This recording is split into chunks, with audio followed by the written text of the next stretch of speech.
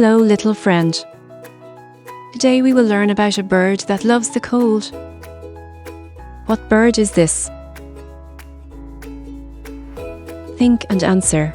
3, 2, 1. This is a penguin. Excellent, this is a penguin. What color is the penguin? Black and white. That's right, penguins are black and white. Can a penguin fly? No. Wonderful, penguins cannot fly, but they are excellent swimmers. Where do penguins live? In very cold places. Great job, penguins live in very cold places. Can you say penguin? Penguin. You are learning about birds very well. See you next time at Little School Bell.